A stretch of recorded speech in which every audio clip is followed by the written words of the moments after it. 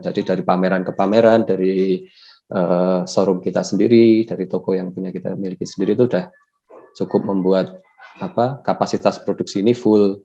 Cuman begitu pandemi itu jadi kosong sama sekali dan ya tinggal menyelesaikan 20% itu tadi, maka kita beralih ke online.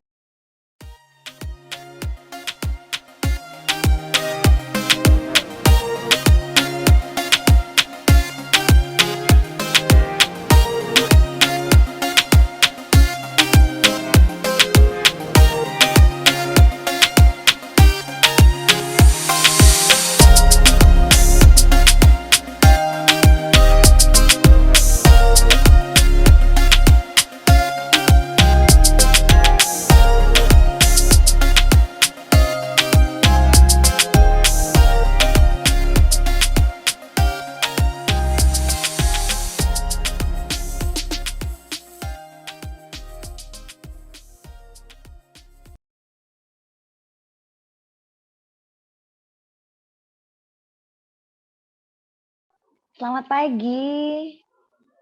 Selamat pagi juga untuk Anda semua, para peserta yang sudah join di Zoom pagi kali ini. Tentunya kembali lagi bertemu dengan saya, Dewi Gunarto. Tetap ya, di UMKM Go Digital. Kali ini seri yang ke-6 atau seri terakhir di tahun 2021.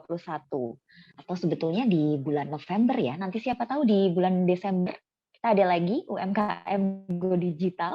Baik, di hari ini Rabu 24 November 2021, terima kasih buat Anda yang sudah join di Zoom. Dewi sudah perhatikan di sini ada banyak sekali yang sudah bergabung ya.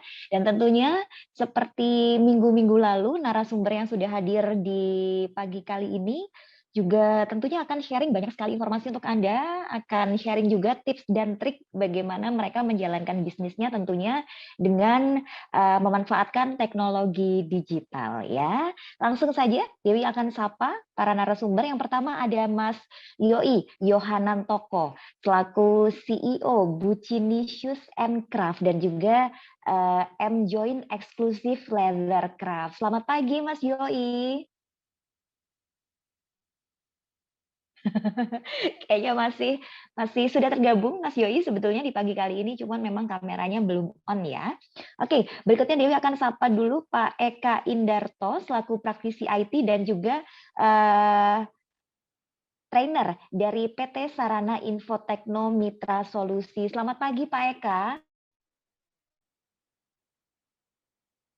Selamat pagi, wah. Pagi. Oke, Pak Eka, selamat pagi. Apa kabar Pak Eka? Baik, Mbak. Alhamdulillah, sehat terus ya Pak? Iya, Mbak. Kemarin kayaknya Dewi sempat melihat Pak Eka kayaknya ada perjalanan, apakah dalam rangka juga memberikan training Pak Eka? Jadi kemarin itu sebenarnya apa? Ya, jadi kemarin itu ada kegiatan mengenai sektor dunia industri sama pertanian mengenai pemanfaatan IT pada produk pertanian lah, intinya begitu. Kemarin ada kumpul-kumpul itu ya. Iya. Jadi sekarang memang di era digital sekarang memang pemanfaatan teknologi IT ini memang suatu hal yang mau tidak mau harus dikuasai dan harus dilakukan. Satunya di sektor pertanian karena sekarang perubahan iklim. Jadi keputusan bertani itu harus mengikuti iklimnya. Oke. Dan ya, iklim itu dan iklim itu memang bisa dipantau ya Pak Eka? Bisa.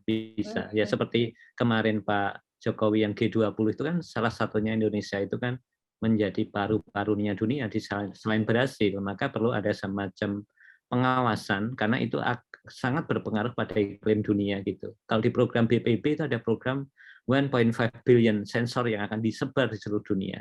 Itu menarik Mbak Dewi. Kalau di pelajaran anak-anak tingkat SD itu ada namanya pemahaman climate change untuk anak-anak. Itu diantaranya nanti akan kalau diklik videonya itu muncul ke beruang ketutupnya jalan-jalan. Esnya mencair, nanti pertanyaan cuma simpel, ini mencair karena panas atau dingin sampai diarahkan pemahaman iklim. Itu ada pelajaran kayak gitu. Wah, itu menarik sekali, Pak. Iya, ya itu contoh ya sampai sana ya. Jadi sekarang ini kalau punya keluarga, punya anak-anak, nggak usah ragu-ragu download aplikasi BMKG maupun yang lain, sehingga ketika Mbak ya Dewi mau jalan-jalan itu, yuk Dek, yuk dicek dulu hari ini cuacanya bagaimana, dilihat ya. Wah, itu Kalau menarik sekali, Pak. kalau tidak bisa fatal. Contoh Ah, yang nyun sewu sedikit jadi cerita. Ingat Sleman pernah ada anak-anak kelinter itu apa Mas Yoi? Apa? Katut air itu loh. oh, Iya. iya Terjadi iya itu iya, waktu itu pramuka, benar enggak? betul Di betul Sleman. sedang Itu kalau jelajah saya gitu jadi ya. pembinanya, pertama kali kumpul dulu. Ini kakak pembina kumpulkan, tolong dicek hari ini BMKG bagaimana cuaca kita. Oh ternyata lereng Merapi hujan berat. Coba kita cek dampaknya apa peringatannya. Jangan ke sungai karena akan banjir, kan jadi nggak jadi jalan. Betul Nah, itu betul yang disebut smartphone dengan smart people. Jadi pakai smartphone tapi ngerti gunanya, Mbak. Nah, itu harus betul. mulai dari kecil tuh diajarkan sekarang. Jangan sampai Iya, smartphone itu akhirnya jadi tanda petik gaya-gayaan tok gitu ya. Nah, ini betul sekali, hanya untuk itu aja ya gaya-gayaan contohnya gitu. gitu. Nah, kalau tadi sudah disampaikan oleh Pak Eka bahwa dari bidang pertanian aja kita sebetulnya membutuhkan teknologi informasi, Pak Eka, apalagi yang Ya, namanya dunia bisnis, ya kan Pak Eka? iya, Mbak.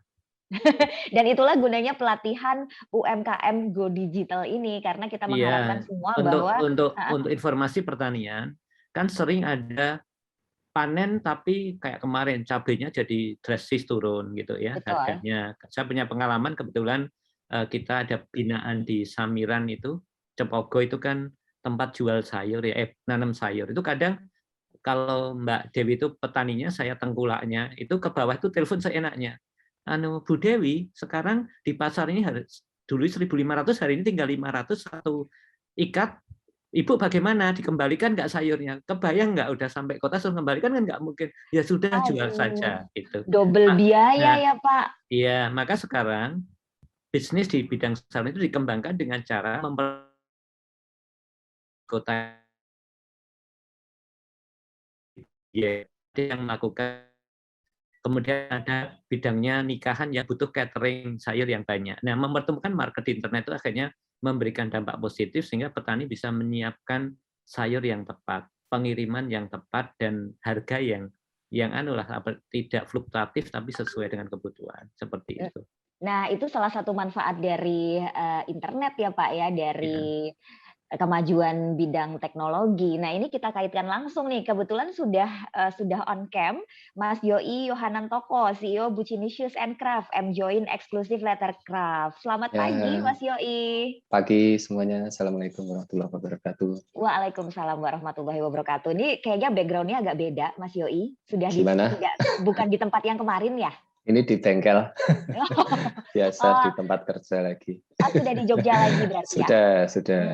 Alhamdulillah. Mas Yoi, tadi Pak Eka sudah menyampaikan bahwa sebetulnya teknologi informasi ini manfaatnya banyak sekali dan semakin membuka peluang pasar. Pasarnya tuh semakin luas, bukan hanya lokal, tapi bisa interlokal bahkan internasional gitu kalimatnya Mas Eka. Nah, Mas Yoi, sebelum kita ngebahas tentang manfaat teknologi informasi terhadap bisnisnya Mas Yoi, boleh dong Mas diceritain sedikit aja tentang awal mula Bucinicious and Craft ini. Monggo Mas Yoi. Oh gitu ya, boleh ya. Ini bisa share screen nggak ya? Boleh, Boleh ya. silahkan. Bisa banget Mas Oke. Yoi. Nah ini dah. Nah, oke. Ya. Oke, jadi mungkin yang belum kenal, jadi nama saya tadi udah dikenalkan sama Mbak Dewi. Nama saya Yoi Yohanantoko, salah satu owner dari Bucini. Kemudian ini saya akan sedikit sharing aja ya, karena mungkin teman-teman di sini juga banyak yang sudah istilahnya berpengalaman juga, lebih berpengalaman dari kami. Ada juga beberapa pengrajin-pengrajin saya lihat. Kita sharing aja di sini pagi ini. Jadi saya akan sedikit menceritakan awal mula Bucini itu didirikan. Sebenarnya di Bucini sendiri berdiri pada tahun 1997. Itu dari bapak saya dulu. Waktu itu namanya masih sampai sekarang pun nama perusahaannya sebenarnya Join, namanya Join. Bukan karena saya namanya Yoi terus jadi Join enggak, tapi ada singkatannya, jadi Mandiri Jogja Internasional. Jadi memang dari namanya, dari awal kita sudah menargetkan untuk bisa produk kita bisa diterima di dunia internasional, dan terbukti dari 97 sampai sekarang kita masih terus melakukan ekspor, terutama untuk produk-produk yang tasnya. Jadi awal didirikannya karena di sini dulu Jogja itu kan terkenal dengan banyak sumber daya manusianya yang kreatif, kemudian juga satu-satunya dulu akademi kulit itu ada di Jogja. Jadi kenapa salah satunya kita memilih bahan baku kulit karena memang sumber daya manusianya ada di Jogja itu. Kemudian juga bahan bakunya sendiri juga memang cukup banyak ada di Jogja ya, walaupun beberapa bagian prosesnya ada di Jawa Timur, di Jawa Barat, tapi proses kerajinannya sendiri ada di Jogja. Itu pada awalnya seperti itu, kita memang tidak ingin membuat produk yang istilahnya kalau zaman dulu kodian ya, jadi asal banyak, asal laku. Enggak, kita memang pengen membuat produk yang memang berkualitas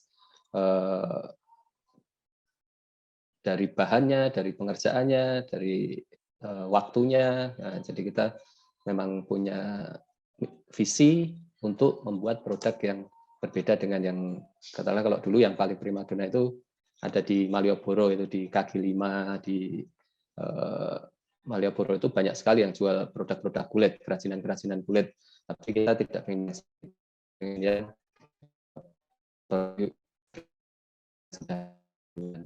itu, makanya sekilas ini visi kami menjadi produsen produk kulit yang berkualitas di produk Indonesia.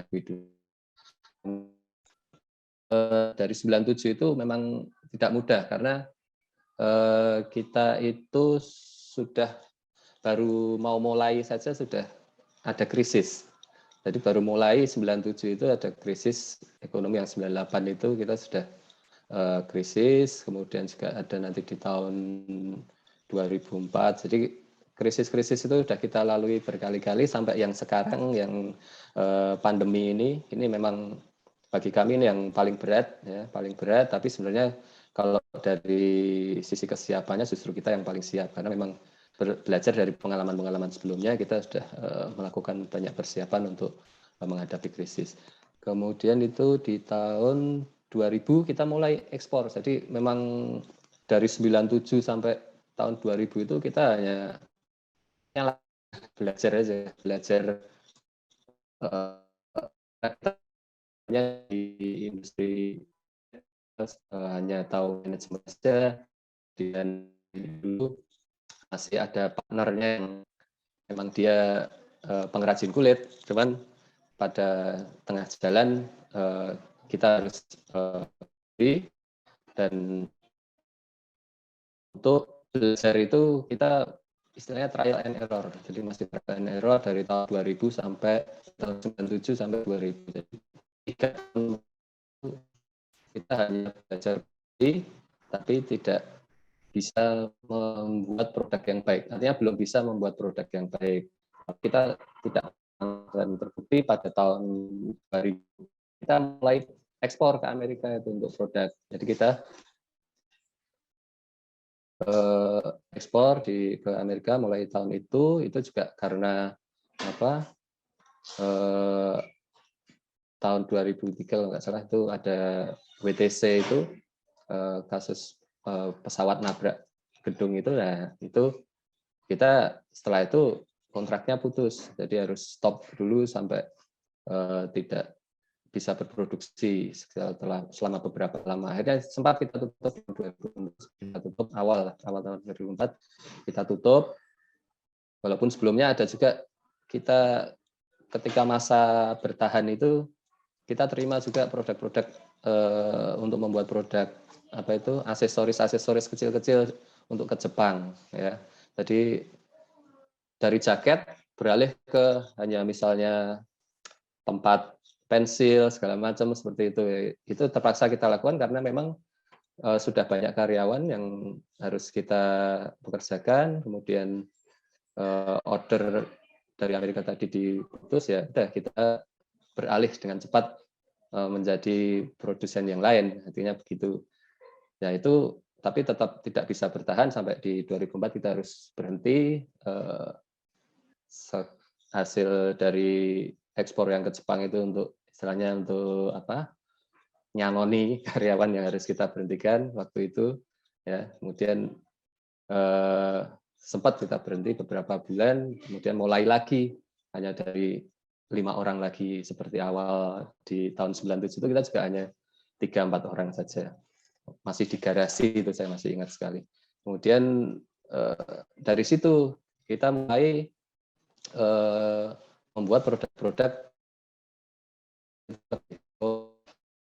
tas ini jualnya lebih mudah daripada jaket. Kalau jaket karena ada ukuran, ada fittingnya dan segala macam, kita lebih ke tas. Dan akhirnya mulai ke Australia, terus kemudian 2007 kita juga mulai ke ekspor ke Belanda, ya gitu sampai sekarang.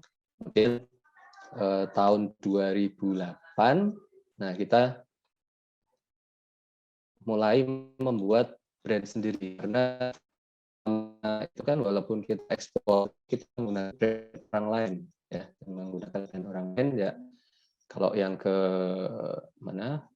Australia itu kita pakai brand Hagberg, kalau yang ke Eropa kita masuknya pakai brand Sacco, SACCOO. Nah itu kita mulai berpikir bahwa kita harus punya brand sendiri supaya visinya tadi itu tercapai. Kita kan punya visi untuk mengembangkan produk kita sendiri, untuk kita jual sendiri, ya. Jadi untuk menjadi kebanggaan kita Jadi dari situ muncullah merek Buccini itu yang dikenal sampai sekarang. Walaupun itu nggak mudah juga dari branding itu kan butuh waktu, ya, butuh maintain, kemudian di-develop juga. Jadi harus dari awal kita sudah punya niat yang kuat bahwa ini harus punya merek sendiri yang betul-betul kita maintain, kita jaga kualitasnya, kita pertahankan namanya. Banyak pengalaman-pengalaman yang unik ketika kita awal-awal mengeluarkan brand Buccini itu, karena Buccini itu brand lokal yang belum dikenal orang, yang pada waktu itu beda dengan sekarang. Kalau sekarang orang lebih realistis, artinya lihat produk yang berkualitas mereka bisa membeli. Tapi kalau dulu tuh mereka lebih suka barang-barang branded, walaupun KW, ya, gitu. Jadi lebih suka begitu yang branded. Sementara brand kita ya baru didengar orang saat itu juga, atau mungkin orang belum pernah dengar sama sekali karena memang baru kita bikin. Nah, proses branding itu cukup lama. Jadi kita mulai dari pameran tuh saya sudah mulai mengenalkan dengan brand Buccini, ya. Dan brand Buccini merek sendiri itu, dan nggak banyak dilirik juga memang ternyata waktu itu, karena memang susah mengubah mindsetnya itu. Jadi ketika misalnya saya jual di pameran seperti itu, oh saya mau order ini tapi jangan pakai merek ini, bisa nggak, misalnya gitu, diilangi mereknya gitu. Ya kita sebagai penjual, karena ini mau promosi Buccini malah suruh diilangin brandnya, ya kita harus punya banyak akal, ya. Kalau orang jualan itu ya, oh bisa Bu misalnya, tapi harganya lebih mahal. Kok lebih mahal? Karena itu kan biaya promosi yang kita subsidikan di situ kita ilangin, misalnya seperti itu. Jadi banyak cara sih sebenarnya untuk branding itu. Jadi salah satunya memang kita harus tetap konsisten membawa karakter brand yang kita bawa, kira-kira seperti itu. Itu dari 2008 sampai sekarang itu brand Buccini sudah mulai dikenal di Indonesia, paling enggak itu sudah mulai orang mulai bangga kalau kita lihat mungkin di bandara atau di mana, itu udah banyak lah yang pakai produk-produk dari Buccini, kira-kira seperti itu. Nah, Itu juga di 2008, kemudian juga kita mulai mendirikan showroom-nya itu, tokonya itu selesai di tahun 2010-an. Tokonya memang di tengah desa, bukan di mall, bukan di mana, di tempat-tempat keramaian, tapi memang di tengah desa yang itu dekat dengan tempat produksi kita, kira-kira seperti itu. Kemudian sampai sekarang ya, walaupun di tengah desa kita juga banyak juga pengunjung-pengunjungnya itu, bahkan dari pejabat, dari teman-teman artis atau begitu, itu juga banyak juga yang berkunjung ke sini. Jadi walaupun di tengah desa kita tetap, karena mempertahankan kualitas yang baik itu, orang tetap mencari gitu kan, dan kita tidak tidak harus di mall, tidak harus di tempat yang ramai, nah, seperti itu. Itu kira-kira seperti itu. Kemudian ya ini tadi sebagian besar pasar kita ada di Eropa, Jepang, Australia. Yang paling besar memang Eropa, itu sampai sekarang produk kita adalah untuk dikirim ke Eropa. Jadi melalui Belanda tadi kita dikirim ke 400 toko di Eropa, tapi memang melalui satu pintu di sana, itu dengan merek Sako itu tadi. Sampai sekarang kita masih melakukan ekspor ke sana. Kemudian ini kapasitasnya, jumlah karyawannya. Nah, jumlah karyawan ini sedikit berkurang karena awal pandemi kemarin, ya. Jadi pandemi hanya menyisakan sekitar 20% dari kapasitas yang ada. Jadi lumayan mengurangi beberapa karyawan. Jadi sekarang tinggal paling 150-an lah. Tinggal 150-an itu pun kemarin sempat kita sesuaikan jam kerjanya, artinya karena kapasitas produksinya yang terpakai hanya 20%, ya terpaksa kita bagi rata untuk ke seluruh karyawan, jadi masuknya digilir seperti itu.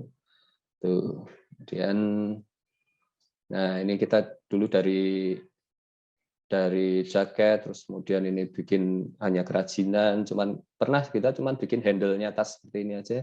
Kita pernah bikin handle-nya saja. Jadi kemudian sampai sekarang kita punya brand sendiri, itu perjalanannya memang memakan waktu yang cukup lama. Jadi dari 97 sampai sekarang. Nah, ini strategi marketing kita. Ada produknya. Jadi yang utama memang kalau di industri itu ya produknya itu sendiri kan. Jadi ya dari kualitasnya, dari kualitas itu meliputi macam-macam, ya, ada kualitas bahannya, kualitas pengerjaan dan sebagainya. Itu juga termasuk strategi harga, bagaimana menempatkan produk kita itu ada di benak konsumen, kemudian juga dari promosinya. Kalau sekarang memang lebih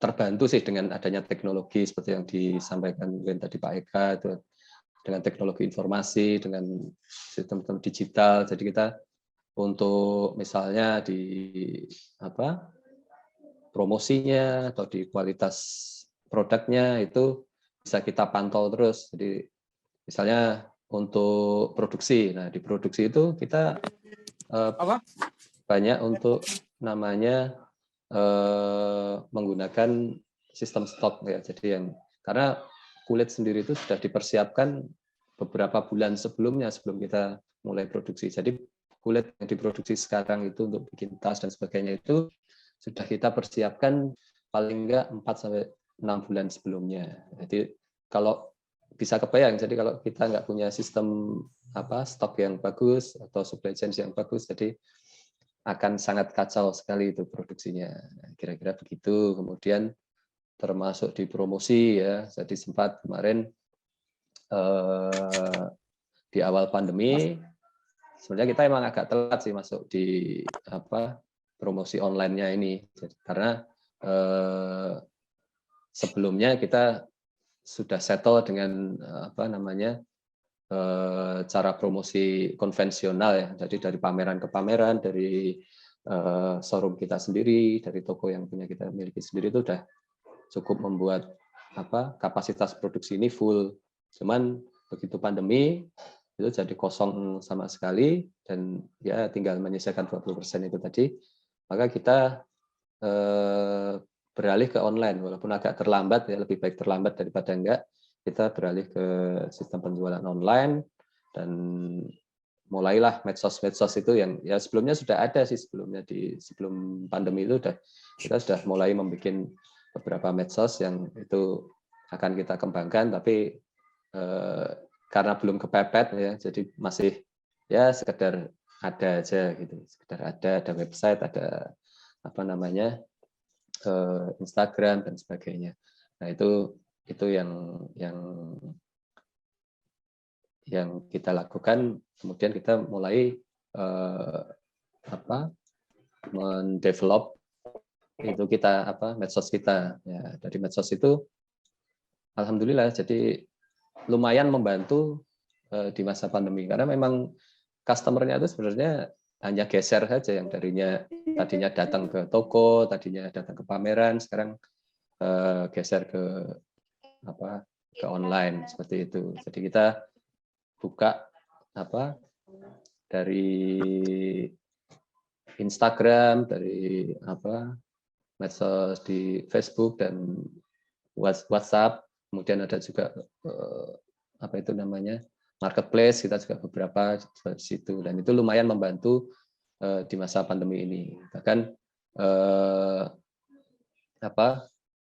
di awal pandemi saya sempat bingung ini jualnya kemana. Bahkan kita melakukan beberapa kolaborasi juga dengan mereka yang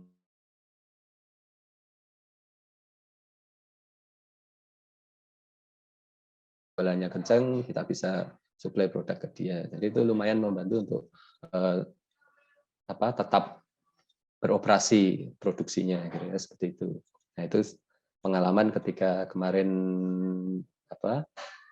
di waktu awal pandemi itu, karena ininya sepi, kemudian kita juga sempat bikin promo yang di luar dugaan kami sendiri.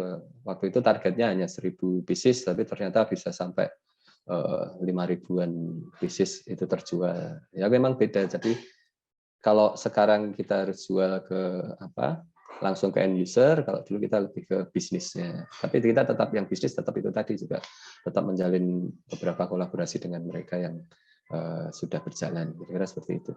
Kemudian nah ini workshop ini proses produksinya ya. Proses produksi memang masing-masing perusahaan nanti akan punya berbeda, tapi pada prinsipnya semua itu harus terpantau kualitasnya ya. Jadi dengan pemantauan kualitas yang baik di setiap bagian nanti akan menghasilkan produk yang baik juga. Kemudian kira-kira itu yang saya sampaikan. Kemudian ada juga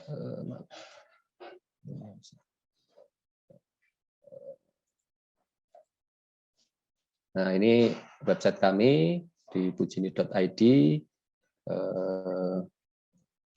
kemudian ada juga di toko online, ada Pujini Footwear-nya, di Shopee, ada di Tokopedia. Di Tokopedia kita juga sudah menjadi official store-nya Tokopedia. Jadi dari semua sisi memang kita sekarang harus kreatif, karena seperti yang disampaikan Pak Eka tadi, memang kita sekarang mau nggak mau itu harus beralih ke digital ya, dan semua ke online ini. Ya walaupun di kami ini seperti saya bilang tadi, kami ini terlambat. Terus terang kita terlambat untuk masuk di online ini. Kemudian artinya mindset kita itu masih konvensional seperti yang dulu. Jualannya masih seperti itu, masih marketingnya masih dengan pameran, masih dengan toko dan sebagainya. Tapi saya sendiri terus belajar ya, harus belajar bahwa ini ya perubahan yang harus kita mau nggak mau, atau keniscayaan yang harus kita hadapi. Jadi harus belajar lagi dari awal, dari bahkan ya kadang foto itu hanya kita foto-foto sendiri, yang penting ada uploadan, terus kemudian yang mengerjakan pun juga belum profesional. Artinya yang mengerjakan tim online kita itu hanya masih staff-staff kita yang dulu, yang kita alihkan untuk alih tugaskan untuk mengerjakan sistem online ini ya. Jadi bukan mengambil dari yang sudah profesional atau rekrut khusus, enggak, kita hanya dari yang sudah ada. Nah, itu kita sama-sama belajar, kita kembangkan penjualan online dari produk kita ini, terutama yang Bucini.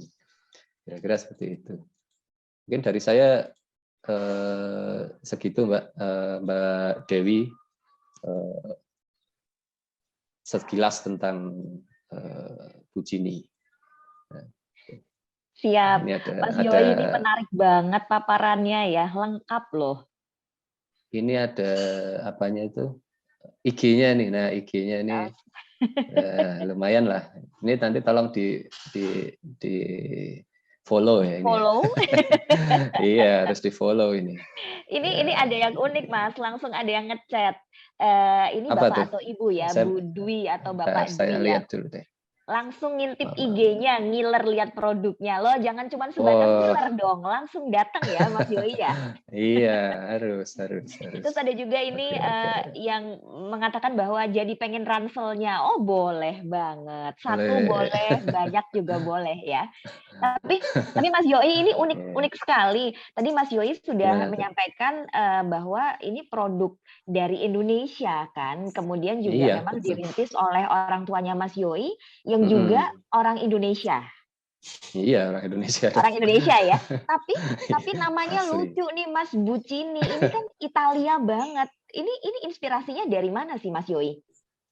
Oh, Bucini itu sebenarnya dari nama salah satu nenek kami, namanya Ibu Sucini. Ibu Sucini ya. Jadi tetap Jawa, bukan Itali, cuman sounds-nya Itali ya kan, Sounds so Italian ya. Italian, tapi aslinya ya Jawa juga. Bu Sucini, oke baik, itulah asal kata nama Bucini. Mas Yoi, tolong saya dikoreksi, kan dimulai dari tahun 1997, kemudian di tahun 2000 mulai ekspor ke Amerika. Ini benar nggak sih bahwa pasarnya memang dimulai penjualannya ke ekspor dulu, kemudian baru mulai yang lokal, Mas Yoi? Iya, memang orientasi kita dari awal membuat ini, ya saya sampaikan tadi, kita pengen berbeda dengan yang ada di Malioboro, di mana gitu kan.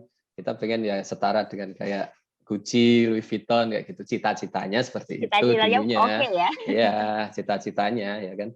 Terus ya memang kita orientasinya untuk ekspor gitu. Oke, jadi ini kalau belum yang bikin berbeda, ya. Kalau belum bikin produk yang bisa diekspor, kita istilahnya belum berani jualan lah gitu. Oke.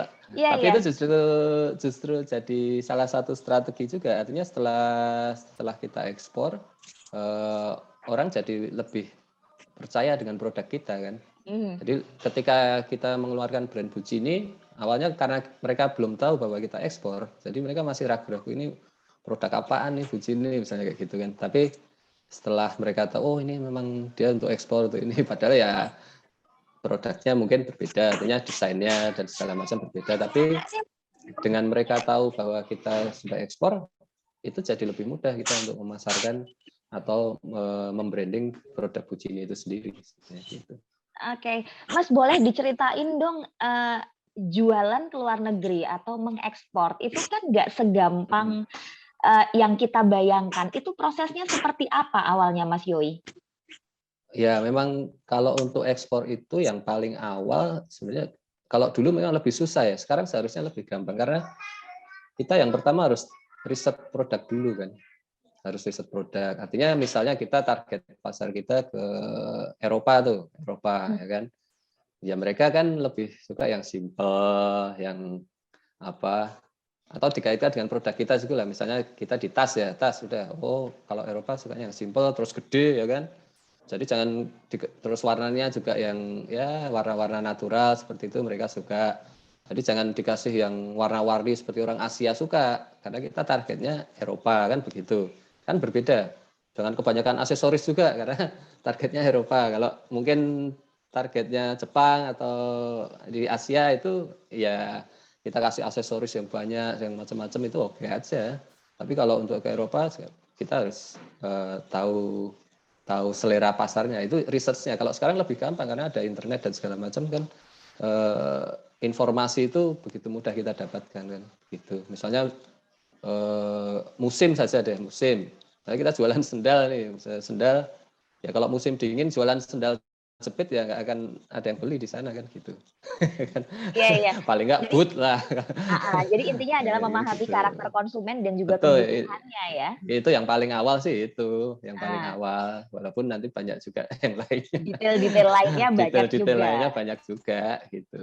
Iya, iya. Mas, brand Bucini memang awalnya adalah dipasarkan untuk konsumen luar gitu ya. Tapi ini ada satu yang unik. Kemarin Dewi sempat lihat-lihat gitu produknya, brandnya Bucini. Namanya kayak internasional banget gitu kan Mas. Tapi nama Ya, itemnya tuh tradisional. Ada yang namanya City, ada yang ya. namanya apalagi banyak gitu.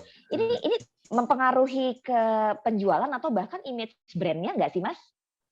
Sebenarnya apa nama itu mengikuti sebenarnya kualitas brand itu sendiri karena kita sudah punya karakter kan, Bucini itu sudah punya karakter seperti itu. Artinya kalau kita kasih nama apapun itu, entah itu Paijem, entah itu siapa Ngatini dan sebagainya, itu nggak akan berpengaruh. Walaupun kalau orang kita sendiri mungkin jadi agak geli-geli, tapi Iya kan kalau jadi heeh, jadi aneh kan.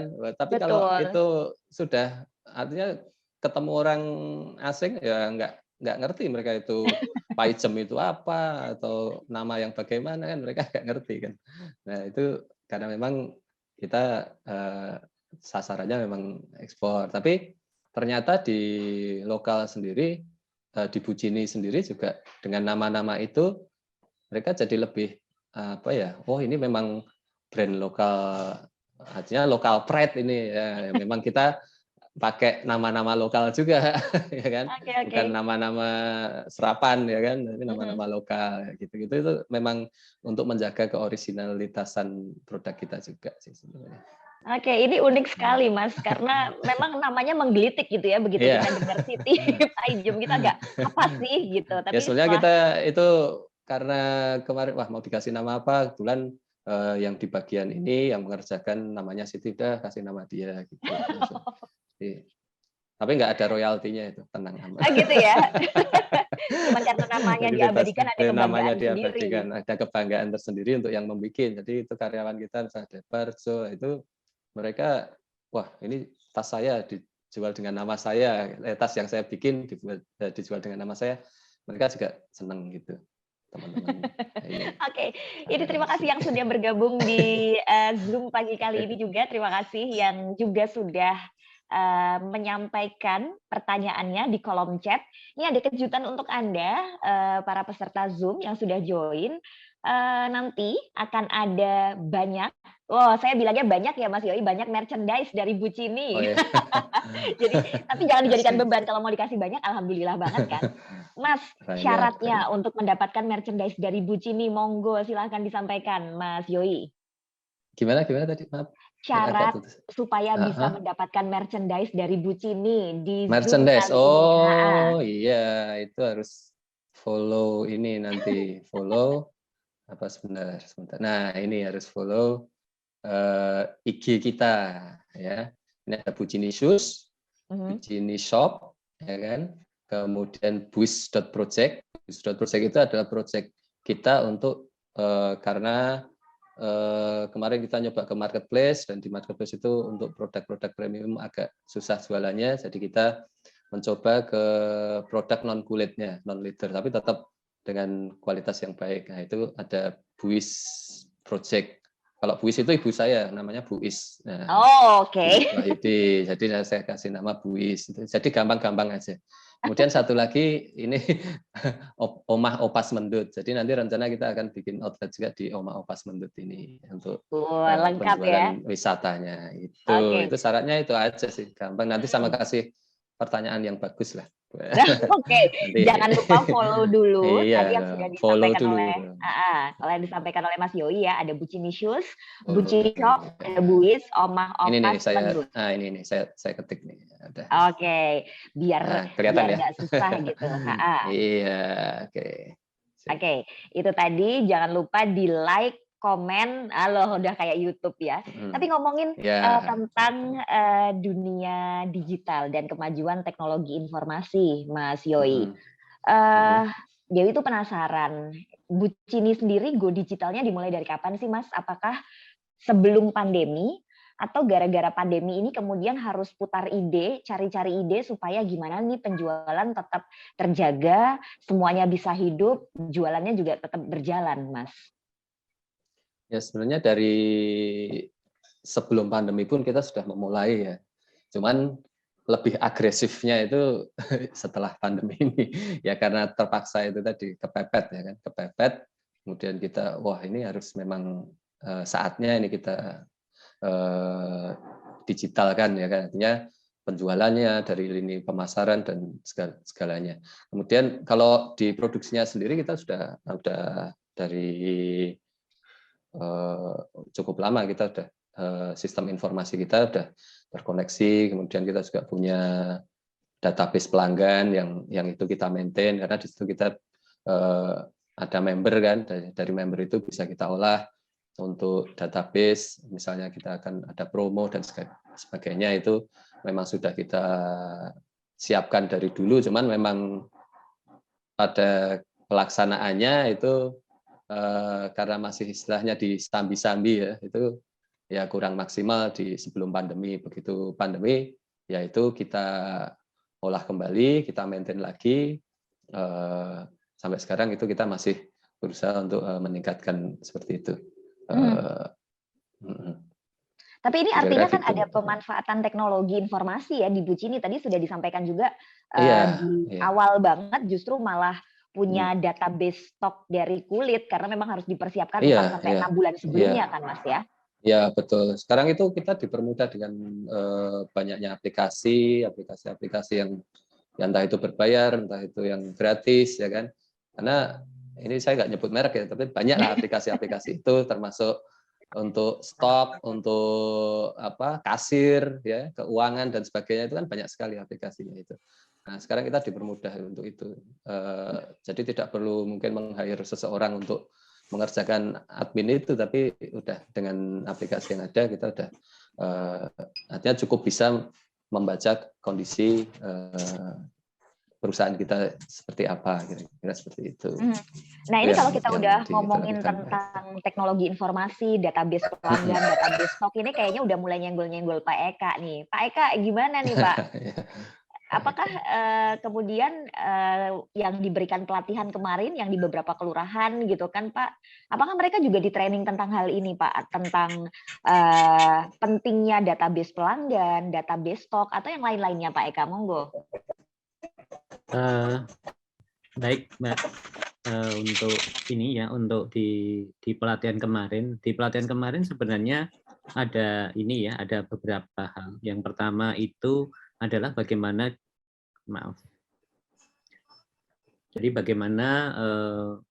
kami itu membangun awareness ya, karena berangkat dari program Kota Jogja yang memberikan WiFi untuk beberapa kampung, maka ini menarik Mas Jogja itu memberikan kampung-kampung itu WiFi supaya nggak usah mikir kalau menggunakan internet gitu lah intinya gitu. Jadi 1 juta nih kalau sertifikatnya.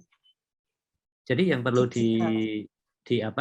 dilatihkan waktu itu adalah membangun pemahaman, pengetahuan dan awareness ya, atau kesadaran bahwa ini sudah dunianya masuk digital dan mau tidak mau kita harus nyemplung ke sana. Nah, kemudian berikutnya kita juga memberikan pemahaman bahwa ketika kita masuk digital itu kita bekerja dengan data ya.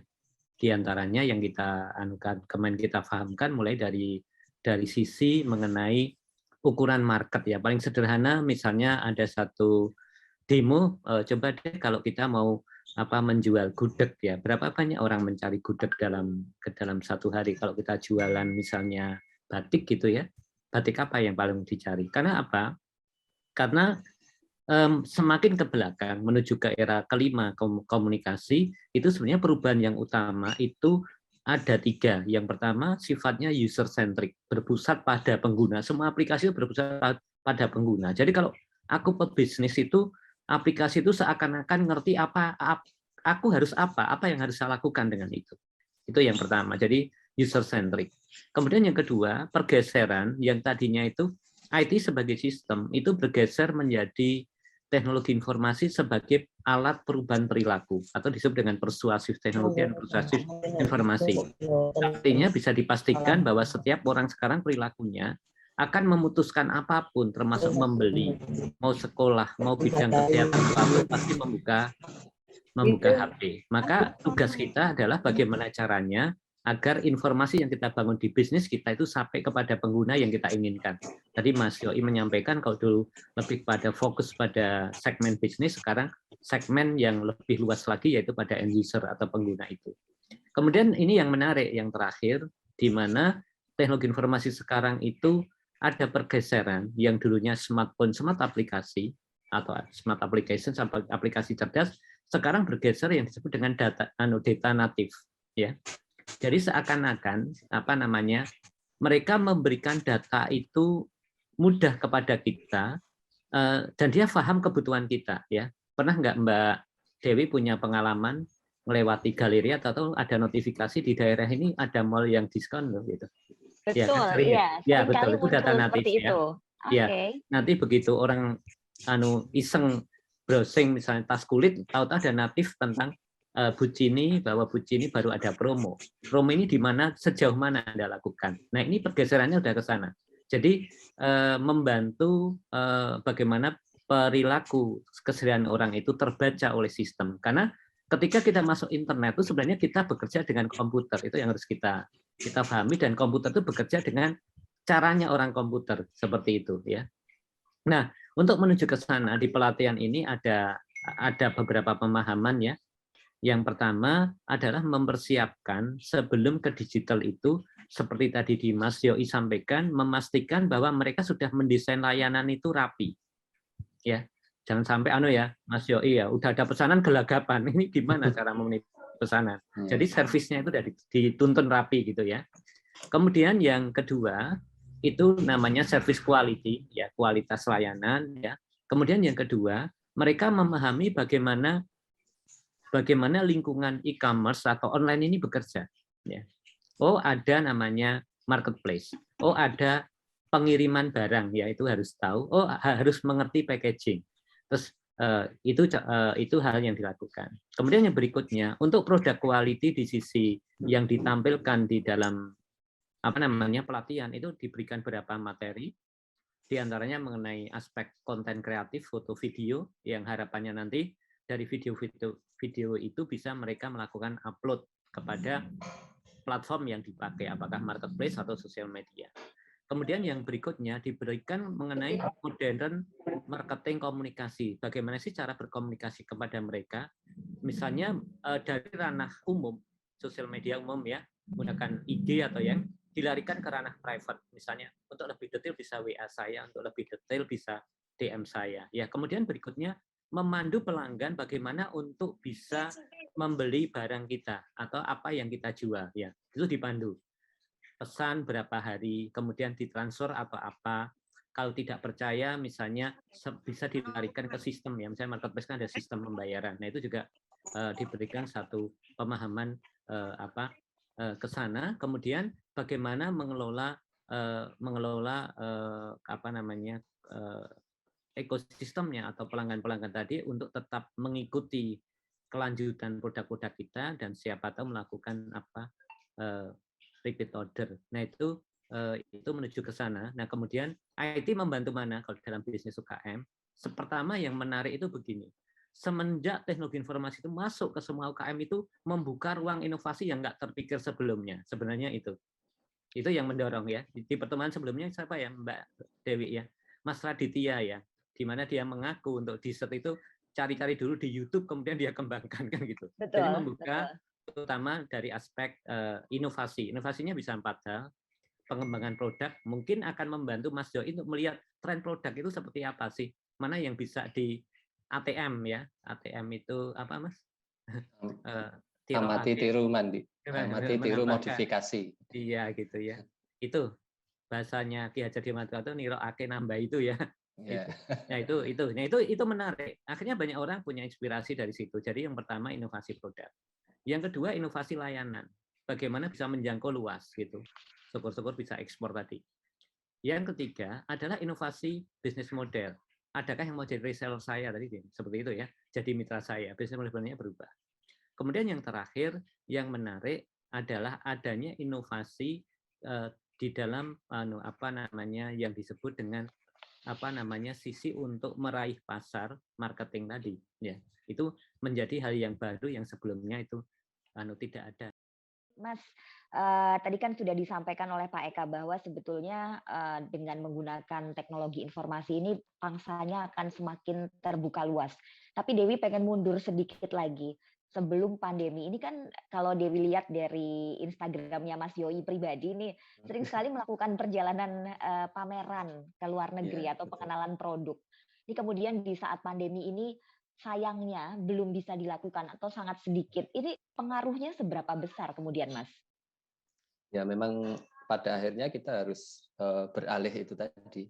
Karena perilakunya memang sudah berubah ya kan. Bahkan mungkin di terakhir sebelum pandemi itu beberapa perjalanan pameran itu memang tidak seramai tahun-tahun sebelumnya. Jadi memang trennya sekarang juga sudah berubah. Jadi mereka sourcing itu dari internet dulu, baru mungkin mereka nanti langsung datang ke pabrik. Kalau dulu mereka kan sourcing barang atau sourcing produk yang mau mereka jual itu kan melalui pameran-pameran itu ya kan.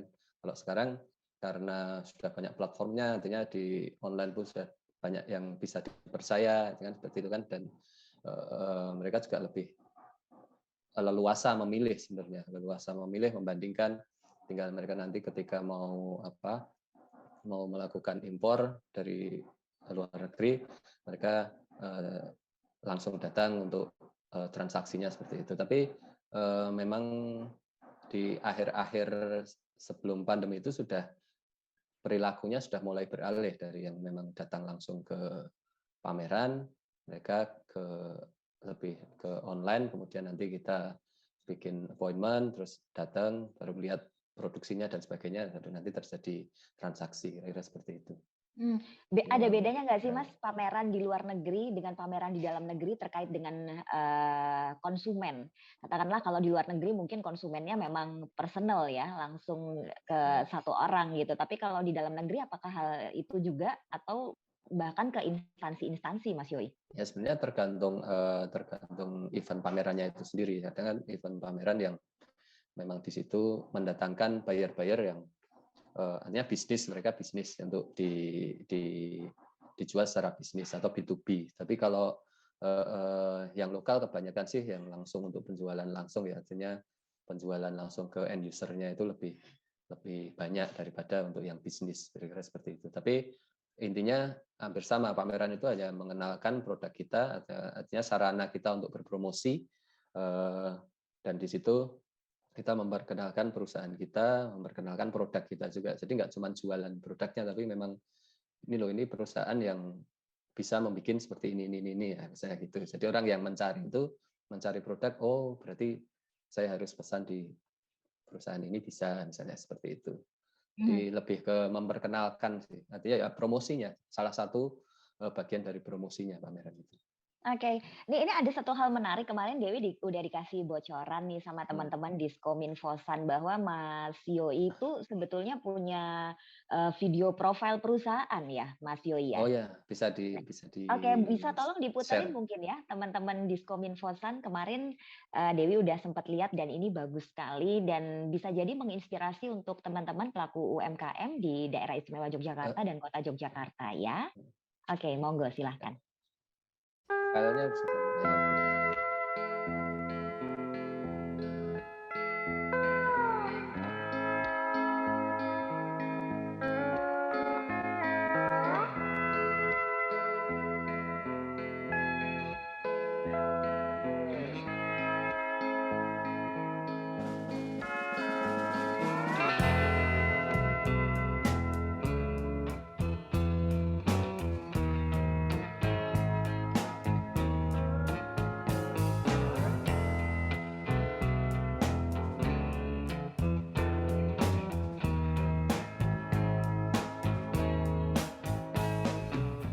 Jadi karakter Bucin itu simple, dia memang kita unik.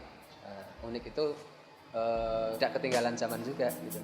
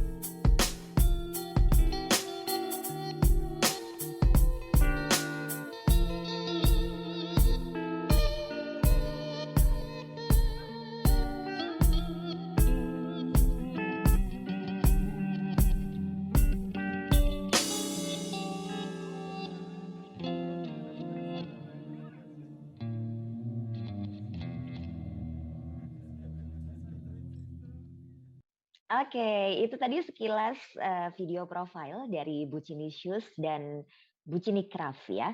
Mas Yoi, kalau membuat produk supaya hasilnya maksimal, produk yang premium gitu Mas, itu artinya kan pemilihan bahan baku juga diperhatikan. Ini Dewi mau tanya, asalnya dari pakai kulit sapi kan ya Mas ya? Kebanyakan belum. kita memang dari kulit sapi ya. Dari kulit Kebanyakan sapi dari ya. kulit sapi, kemudian tapi ada juga beberapa dari kulit kambing dan domba ya kan. Tapi sebagian besar kita menggunakan kulit sapi yang itu kita proses sesuai dengan spesifikasi kita sendiri gitu. Tapi perusahaan pengolah sendiri bukan dari kami gitu. Oh, bukan dari Bucininya ya. Oke, Mas, pertanyaannya ini karena Dewi orang awam, Dewi harus tanya nih. Kalau kulit sapi itu ada urutannya nggak sih Mas? Grade A, B, C gitu nggak sih Mas Yoi? Ya, kalau kulit biasanya kita standar itu dari pertama itu ketebalan. Dari ketebalan dulu, setelah jenisnya misalnya kulit sapi, kulit apa, itu nanti kita dari ketebalannya. Kemudian nanti ada grade-nya. Grade itu memang di kualitas kulitnya itu sendiri, artinya dari kerataannya, dari ada cacatnya atau tidak. Nah, itu ada grade-nya sendiri, ada A, B, C dan sebagainya. Nanti kita tinggal mau pakai yang mana, dan kira-kira seperti itu.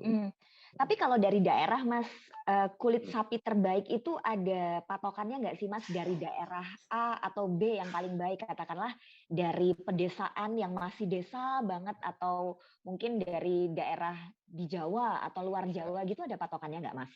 Ya sebenarnya nggak ada patokan bakunya ya, artinya itu nanti akan tergantung dengan produk yang akan kita bikin. Jadi kalau memang beberapa kulit dari daerah tertentu punya karakteristik sendiri-sendiri, tapi kita mau bikin apa, misalnya untuk bikin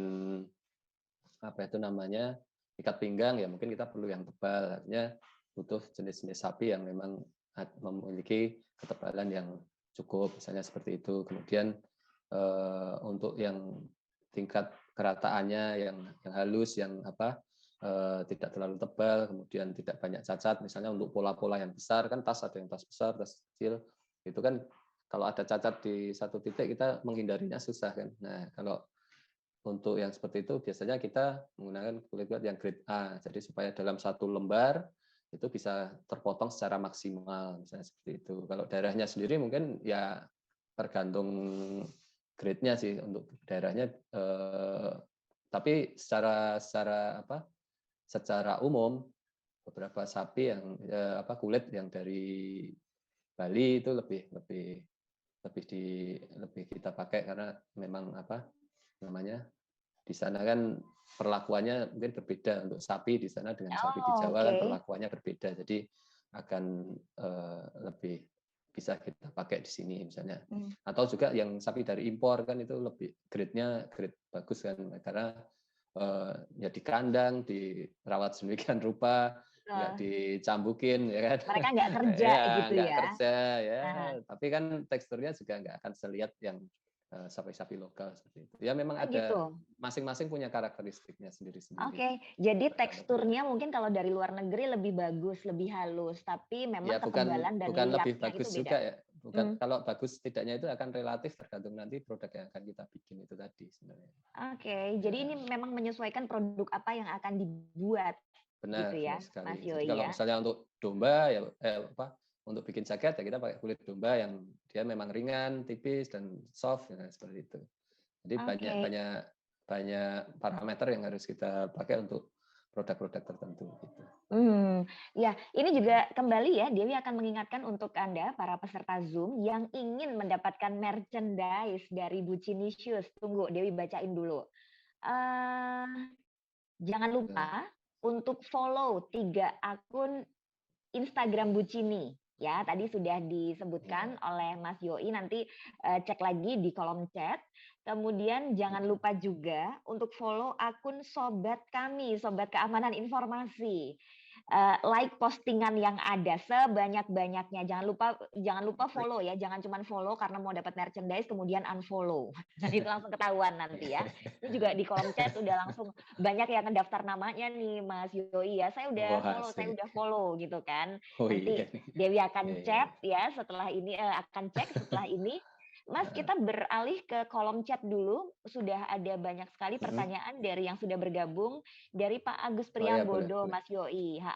Alamat showroomnya di mana ya? Pengen lihat langsung. Monggo, Mas Yoi. Oh, alamat showroomnya. Alamat showroomnya di Desa Klodangan, di Berbah. Jadi kalau dari Paskas atau Selatan Bandara, tepatnya Selatan Bandara Adi Sucipto. Gitu. Itu ada juga di Google Map, di IG di IG itu ada Google Map-nya juga untuk dan nanti langsung tinggal bisa diklik aja. Ya, tinggal diklik nanti bisa ke situ, Pak. Di map juga udah langsung ketik aja Bucini, udah langsung ya, ada di map ada, di Google Business juga ada. Jadi tinggal klik ya.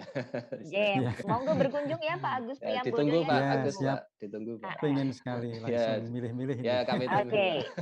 Ini kayaknya kalau buat Pak diskon Agus ya, tentunya ya. Gimana Pak? Untuk anggota UKM ada diskonnya? Oh ada, semua ada Pak, ada diskonnya.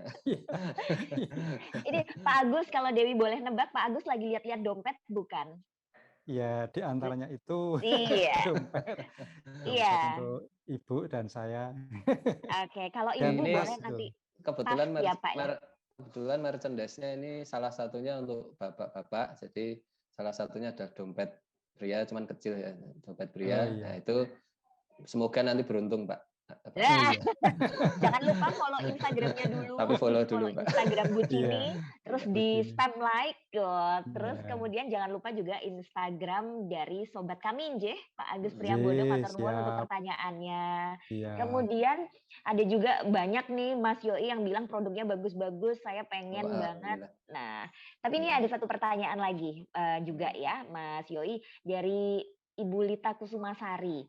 Bucini memiliki konsumen fanatik. Gimana sih caranya Mas Yoi untuk mengelola hubungan loyalitas konsumen dengan Bucini? Monggo, Mas Yoi. Ya, memang konsumen itu kan artinya kita mempersembahkan produk terbaik itu kan buat konsumen. Artinya itu harus kita maintain sedemikian.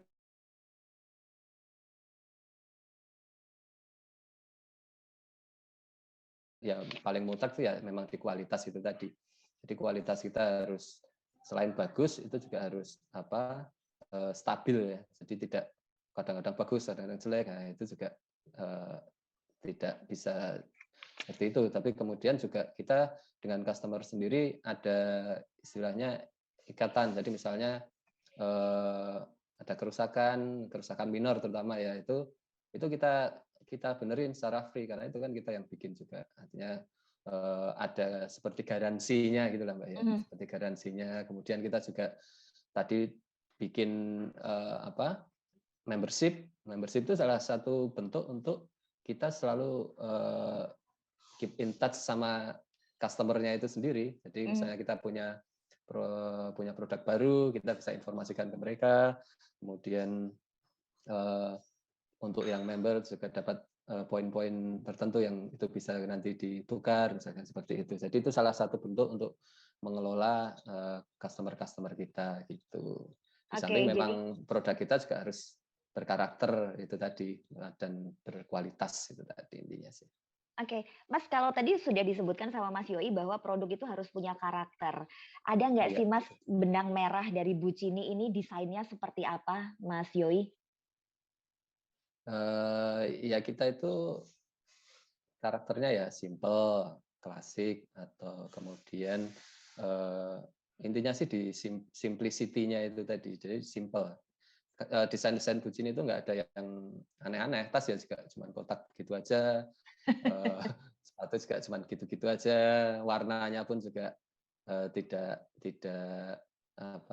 warna-warna ngejreng ya kan, warna-warna natural ya kan. Jadi memang simple, klasik, elegan itu yang kita basicnya sih itu sebenarnya. Tiga itu. Mas, simple, klasik, kan elegan. tadi Mas Yoi sudah menyampaikan bahwa ada database dan juga ada membership. Nah, biasanya seberapa jauh sih Mas konsumen itu akan repeat order atau akan kembali lagi, ada catatannya juga Mas Yoi? Ya, kalau dia member ya pasti ada recordnya ya. Cuman itu belum bisa, artinya kan datanya belum terlalu lama, artinya untuk diolah, untuk dibaca demikian masih agak susah ya. Tapi minimal kita sudah memulai sekarang untuk membuat database itu. Jadi suatu saat kita sudah bisa tahu perilaku customer kita itu seperti apa. Itu kan nanti akan ada reportnya yang bisa kita baca untuk kita nanti ngambil keputusan, oh ini bagusnya kita bikin apa nih, ya, misalnya gitu. Dan tren-trennya kan memang ada. Jadi kalau ya secara mungkin kalau kita tidak punya database secara kira-kira aja kan mungkin akhir tahun penjualan meningkat, oh berarti mereka banyak belanja di akhir tahun, misalnya seperti itu kan yang bisa kita rasakan secara feeling ya. Jadi bukan by data, tapi nanti setelah dari data akan lebih kelihatan lagi, itu bisa kita baca. Betul, bisa dibandingkan gitu ya. Bisa dibandingkan. Mas Yoi, kalau selama berkiprah di industri ini di Bucini ya, ada nggak sih Mas satu produk yang memang jadi andalan atau dia tuh yang paling laku, Mas Yoi? Ya kalau ada sih memang yang itu memang paling laku dari sisi, artinya dari sisi penjualannya ya itu memang banyak diminati. Tapi karena memang desain kita itu desain yang apa ya istilahnya long lasting ya, jadi ya artinya memang dari dulu ya desain-desain simple itu ya memang ada peminatnya dan kapasitasnya ya kira-kira segitu. Jadi memang ada itu produk yang dari tahun 2008 dari kita mulai ada Bucini sampai sekarang tuh masih kita produksi itu ada juga. Wow. Jadi masih kita repeat produksi itu ada juga. Tapi memang kita karena terbatas juga kan produksinya, jadi kesannya itu memang limited. Sebenarnya memang ya salah satu strategi juga untuk supaya itu barang tetap desainnya itu sepanjang masa situ. Oke, Mas Yoi, saya nih kan orang awam dalam industri ini ya. Sebetulnya kalau boleh nanya nih, kapasitas produksi dari Bucini sendiri itu berapa banyak Mas dalam tiap bulannya? Kalau sekarang ya rata-rata itu 4.000 sampai 5.000 tas. Kalau untuk sepatu ya hanya 1.000-an lah, 1.000-an sama sendal itu. Oke, dan aksesoris lain-lainnya yang kecil-kecil itu mengikuti juga ya? Iya, mengikuti juga. Ya, nanti ada konversinya. Iya. Mas, tadi kan sudah disampaikan sama Mas Yoi di awal-awal bahwa ekspornya ini memang lebih besar gitu dibanding yang dijual di lokal. Iya. Itu persentasenya seberapa dan kenapa sih, Mas? Ya, itu persentasenya bisa 80-20. 80 itu yang untuk ekspornya. Ekspor. Oh. Ekspornya 80-20. Itu kenapa Mas diambil keputusan angka seperti itu? Ya karena memang dari awal kita untuk ekspor ya, kapasitas kita untuk ekspor dari awal. Kan memang Bucini sendiri baru kita launching itu tahun 2008, sekarang 2008. Nah, sebelumnya kan kita sudah terikat dengan beberapa buyer untuk ekspor kan. Jadi memang kapasitas kita itu sudah habis dihabiskan untuk ekspor itu gitu. Walaupun kadang-kadang ekspor itu kan ya nggak stabil juga kan. Maksudnya, nah kekosongan itu ketika idle ya udah kita isi untuk yang lokal. Nah, tapi memang persentasenya jadi sedikit sekali karena memang yang utama adalah untuk ekspor gitu ceritanya. Tapi kalau untuk yang alas kaki itu full lokal. Full lokal ya? Full lokal. Oke. Ini tampaknya Pak Eka juga sudah bergabung kembali. Selamat siang Pak Eka. Pak Eka, tadi barusan saya nanya sama Mas Yoi bahwa kenapa sih angka 80-20, 80-nya diekspor, 20-nya untuk kebutuhan lokal. Nah memang kalau dalam pengambilan keputusan ini pengusaha kan memang harus punya intuisi yang tajam gitu Pak Eka. Nah sementara kalau dikaitkan dengan dunia digital, pengambilan keputusan ini kan salah satunya bisa didasarkan kepada data nih Pak Eka. Kan kita tadi Pak Eka sudah menyampaikan bahwa kita tuh bekerja dengan komputer. Nah, apakah data ini bisa dijadikan salah satu acuan untuk pengambilan keputusan Pak Eka? Iya Mbak. Oke, jadi di dalam pengambilan keputusan, salah satu faktor terpenting itu adalah data. Ya, karena ada 4 langkah di dalam pengambilan keputusan untuk di dalam bisnis. Yang pertama, kemampuan si pengambilan keputusan untuk melakukan secara intelijen. Intelijen itu adalah mampu mendiscover, mengeksplor dari data itu, ya, tidak sekedar dibaca ya dieksplor ya, nah ini kok perilakunya seperti ini, kok ini masih bisa bertahan ya. Kemudian yang kedua kemampuan untuk melakukan analitik ya, kemampuan setelah itu understanding market ya, market gitu ya. Kemudian yang berikutnya dari itu semua baru mendesain apa yang akan dia lakukan untuk itu. Apakah dia akan keputusan tadi ya Mas Yai menyampaikan 80% ekspor, 20% di Indonesia, bahkan kalau nggak salah beberapa eksportir Jogja itu membuat second class gitu. Misalnya Bucini ekspor, yang keduanya tidak dinamain Bucini misalnya, itu ada yang melakukan itu beberapa UKM ya.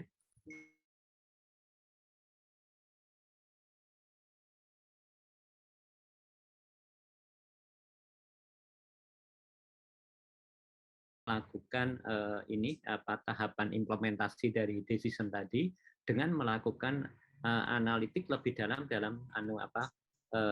tipe of product. Ya tadi maaf ya waktu putus itu ini nyambung ya. Memang di IT untuk UKM, teknologi informasi UKM itu dia melakukan peran tuh ada 5. Yang pertama adalah enhanced decision, bahasa susahnya itu, bahasa awamnya adalah keputusan yang lebih baik gitu ya. Itu yang pertama gitu ya. Ya, tetapi kalau IT itu nggak ada spiritualnya, tapi kalau agama itu ada, misalnya tolong ya itu jodohnya benar istikharah dulu, nah itu nggak ada itu di situ nggak ada di digital nggak ada Pak Eka. Nggak ada di situ nggak ada gitu Mbak. Jadi tadi ya bekerja dengan data. Kemudian yang kedua itu adalah membangun hubungan dengan customer yang lebih intimate ya. Ada customer yang tadi Mas Joy sampaikan suka sekali produk ini dan ada pertanyaan menarik ini. Bagaimana mereka untuk loyal kepada ini? Nah, hubungan dengan customer itu harus dibangun ya. Dan ternyata multimedia itu membangun banyak banyak banyak ruang ya semenjak internet ini kecepatan tinggi, bisa dalam bentuk video, bisa dalam bentuk gambar, yang itu akan jauh lebih menarik untuk menjelaskan itu.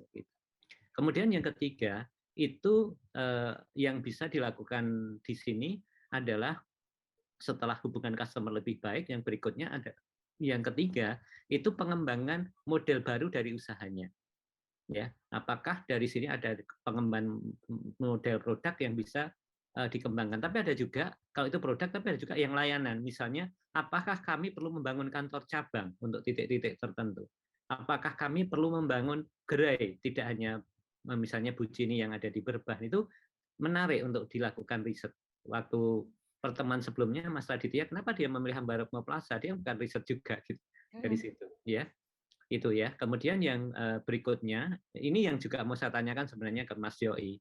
Bagaimana daerah digital ini secara kultural di perusahaannya Mas Yoi itu melakukan transformasi, terutama untuk mempertahankan kreativitas dan mempertahankan kualitas dari situ. Karena bidang ini kan padat kreativitas sebenarnya.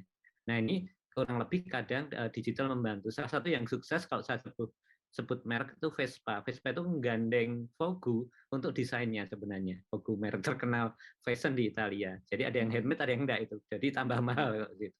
Nah, kemudian nanti yang mungkin gambaran yang terakhir itu adalah untuk menjaga sustainability berkelanjutannya daripada UKM ini dengan menggunakan teknologi. Kenapa? Karena dia bekerja dengan data yang bergerak terus-menerus gitu.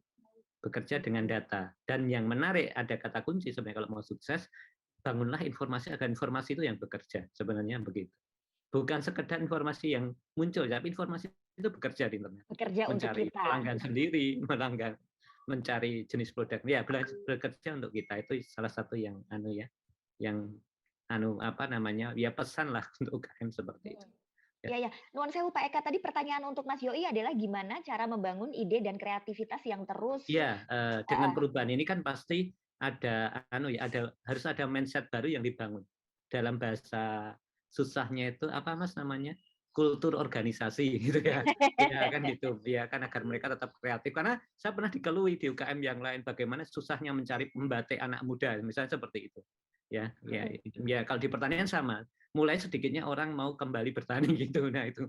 Nah, ini akhirnya dibuat model petani milenial ya seperti itu. Nah, ini kan mempengaruhi nanti di dalam kelanjutan daripada produk-produk Bujini gitu. Gimana nih Mas Yoi, yang sudah dilakukan di Bujini seperti apa? Ya kalau kami memang itu masalah di semua industri saya kira ya, memang sebenarnya industri seperti ini itu sudah kurang menarik untuk anak-anak muda sekarang. Tapi memang kita harus kreatif. Itulah sebabnya kenapa kita harus selalu berinovasi. Inovasi itu nggak cuma di produknya saja sebenarnya. Jadi dari ya sistem pemasarannya, sistem produksinya, dan segalanya itu memang kita harus terus berinovasi. Kalau enggak ya memang akan stuck di situ saja. Jadi misalnya seperti yang Pak Eka tadi sampaikan, ya kita juga punya second brand, makanya situ ada Buis, ada BU. Jadi kita kemarin bikin promo yang tas yang saya sampaikan sampai 5.000 piece itu dengan merek BU, bukan Bujini sebenarnya. Jadi ada tulisannya BU by Bujini, itu memang second brand kita. Jadi BU itu dari butuh uang ya kan, butuh uang. Jadi kita tapi sebenarnya seperti inisialnya Bujini, itu kan.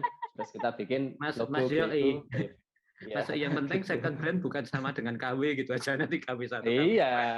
Iya betul. Kita bikin second brand. Tapi memang segmennya akan berbeda. Jadi supaya tidak merusak karakter brand awalnya atau Bujininya itu sendiri, kita harus punya second brand supaya tidak istilahnya kok ini Bujini sekarang kayak gini ya, atau kok Bujini sekarang bukan kulit ya. Udah mendingan saya pakai brand yang lain. Jadi inovasi nggak hanya di produknya itu sendiri, kita juga di sistem kerjanya dan sebagainya kita harus berinovasi.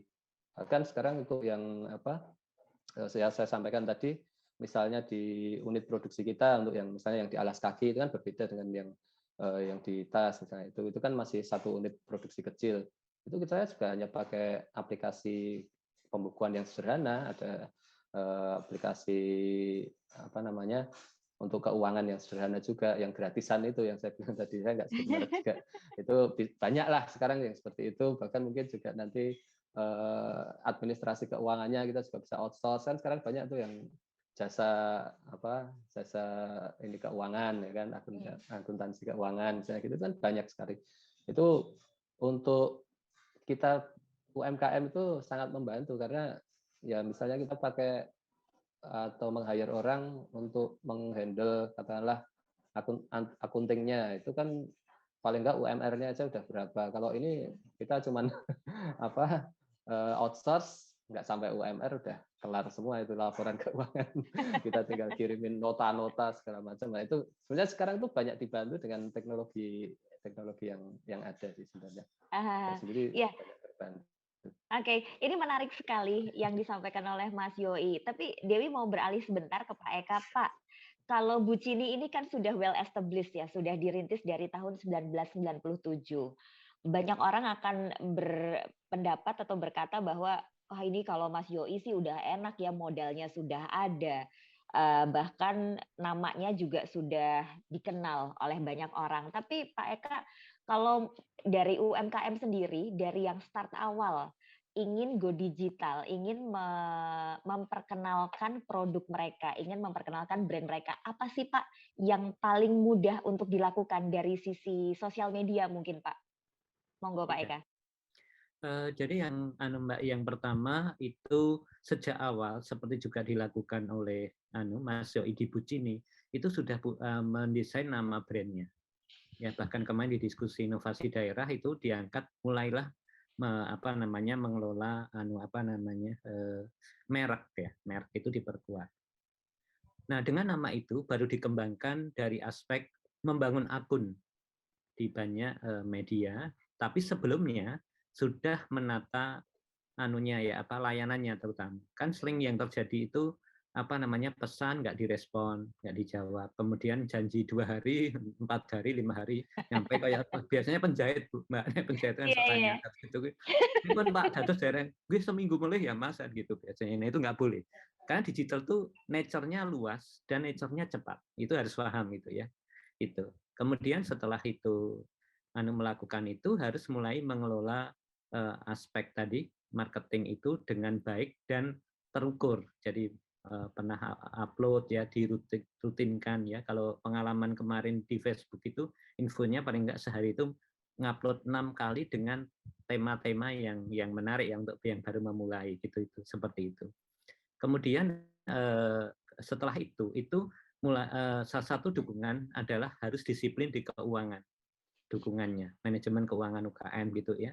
Kan seringnya UKM itu begitu ya, Mbak Dewi, di depan ada bakso lewat atau siomay gitu, nyegat panggil dulu gitu. Ambil uang itu dulu. Betul. Mbok ngambil itu dulu apa-apa lah gitu, nggak dicatat kan gitu. Akhirnya lo kok saya pernah gitu, Pak Eka, kelihatannya semenjak digital tuh banyak kok jadi dikit, ternyata gue nyumbang gue itu nggak dicatat. Nah, itu disiplinasi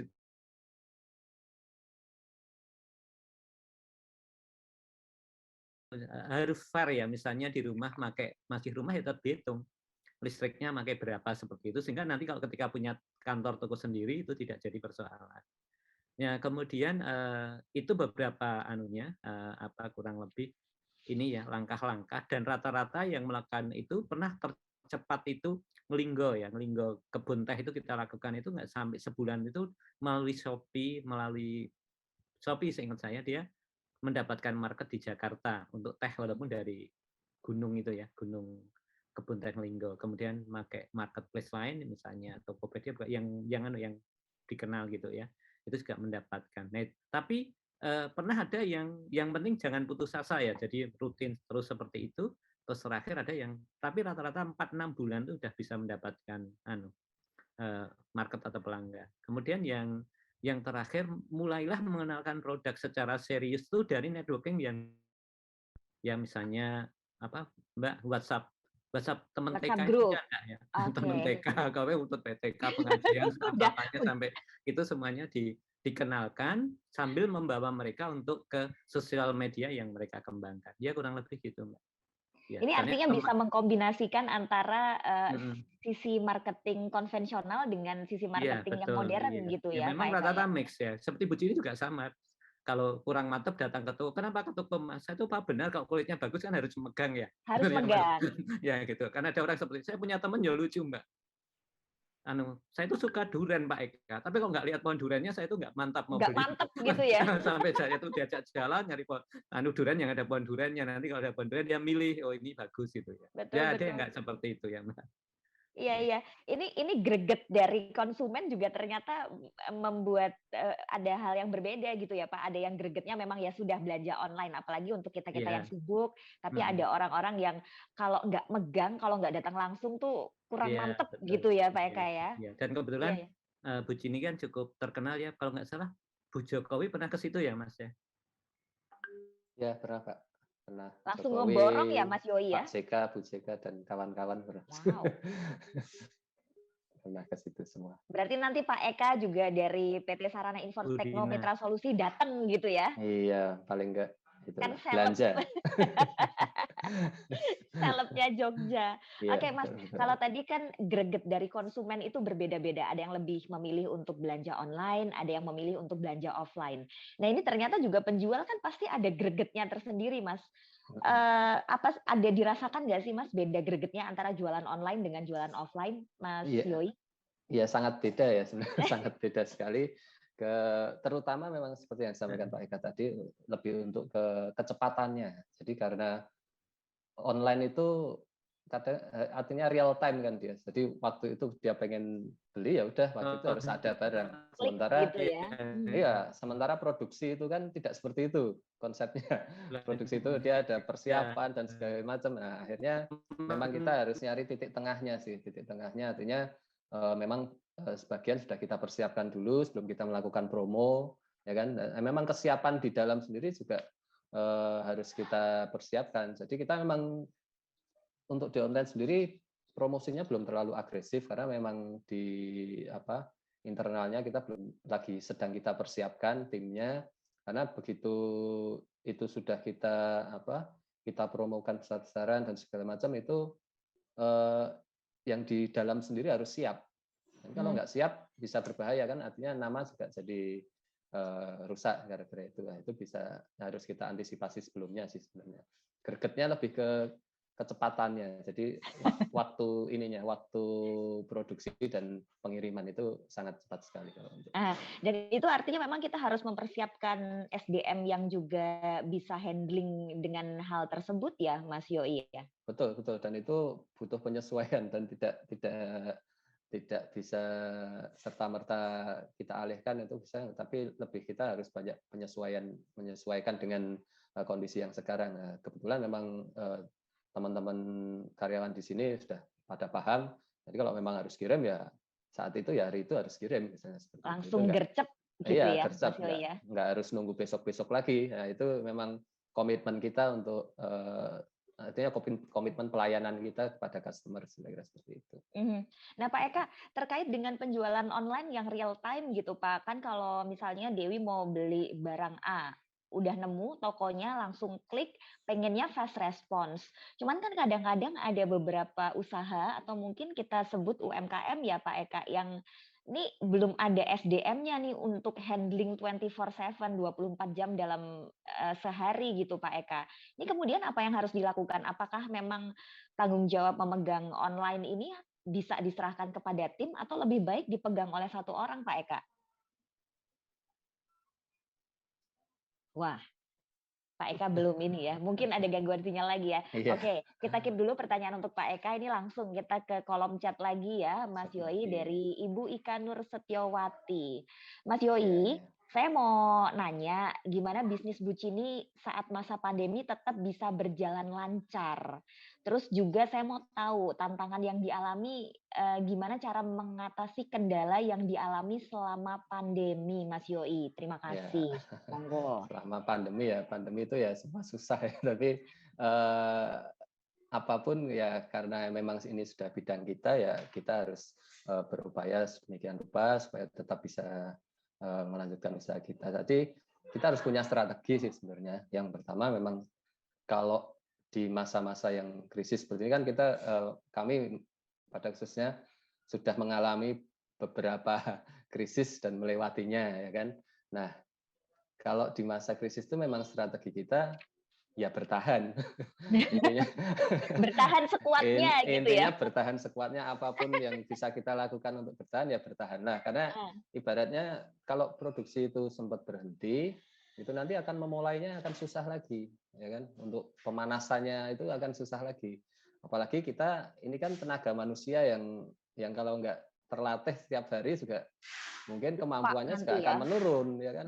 Kemampuannya akan menurun. Jadi diupayakan kita nggak berhenti. Nah, bagaimana ya, misalnya kayak tadi misalnya pas hanya ada kapasitas 20% yang terpakai, ya udah kita gilir pekerjanya yang masuk. Nah, yang penting semua dapat. Itu porsi yang tinggal 20% itu kita bagi-bagi, ya itu ibaratnya. Jadi kita tetap memelihara bara apinya itu. Bara apinya itu jangan sampai padam, ya kan, bara apinya. Jadi nanti ketika kondisi sudah normal lagi, sudah kondusif lagi, itu tinggal kita kasih kertas atau daun, itu udah kebakar lagi. Tapi kalau baranya itu mati, nah itu kita nyalainya nanti akan susah gitu. Jadi tinggal ibaratnya kalau bertahan itu kita hanya mempertahankan baranya itu tadi aja sih. Kira-kira. Wah, gitu tipsnya dari Mas Yoi ya. Semuanya tetap harus diusahakan semampunya, sekuat yang bertahan di masa pandemi ya kan? ini. Apalagi kalau UMKM atau swasta, orang swasta seperti kita ini ya memang karena hidupnya di situ, ya itu yang harus diupayakan memang. Dan cara itu ada ribuan cara untuk kita untuk bisa bertahan itu. Untuk info lebih lengkapnya langsung japri Mas Yoi aja. Oh ya, boleh. Iya, Mas. Ini kan usaha itu maju itu kan banyak sekali faktor yang mempengaruhi. Salah satunya adalah SDM-nya. Cara untuk memilih SDM itu gimana sih yang diterapkan oleh Mas Yoi dan Bu Cini? Ya, justru itu yang pertama memang SDM. SDM itu kalau yang seperti yang saya sampaikan tadi, anak-anak sekarang itu, maksudnya generasi sekarang itu tidak terlalu minat sebenarnya dengan bidang seperti ini. Jadi kita memang harus menciptakan lingkungan pekerjaan yang nyaman dan sebagainya, itu memang supaya tetap diminati oleh anak-anak muda. Kita tetap ada training development-nya, karena kan ini keterampilan, ya kan, keterampilan yang walaupun orang sudah berpengalaman apapun, ketika nanti masuk ke Bu Cini tetap harus ada penyesuaian yang harus dia lakukan supaya bisa tetap berproduksi di sini. Nah, itu kita punya training development-nya juga. Jadi misalnya yang baru masuk, kita harus kita istilahnya membantu dulu sampai memahami betul produk ini harus bagaimana, kemudian cara handlingnya seperti apa, terus tekniknya seperti apa. Nah, itu memang ada pendamping-pendampingnya yang memang nanti akan membantu mereka untuk belajar, kira-kira begitu. Jadi memang kita setiap saat artinya memasukkan tenaga-tenaga yang itu nanti kedepannya akan mengganti tenaga-tenaga yang mungkin sudah pensiun dan sebagainya, kira-kira seperti itu. Mas, tadi kalau dari infografis yang disampaikan oleh Mas Yoi, tadi kan SDM-nya 70% wanita dan 30% pria, betul ya? Iya, betul. Itu kenapa sih, Mas, bisa begitu? Ya sebenarnya karena ini kan pekerjaannya itu istilahnya kecil-kecil dan butuh ketelatenan, ya kan. Butuh ketelatenan, tidak terlalu, sebenarnya tenaganya nggak terlalu besar untuk membuat ini, tapi lebih kepada telatennya. Nah, perempuan kan lebih telaten, lebih rapi, kira-kira seperti itu aja sih. Kalau dari usia, Mas? Kalau dari usia? Kalau usia itu sebenarnya tidak terlalu merata sih, karena kan memang kita setiap tahun memasukkan untuk regenerasi juga kan, jadi lebih merata sih. Jadi ada lebih yang dinamis memang, ya? Iya, lebih dinamis. Ada yang cuma baru lulus SMA, ada yang udah di atas 50 tahun, itu juga ada. Wow. Gitu. Nanti memang disesuaikan dengan bagian pekerjaannya sih. Disesuaikan.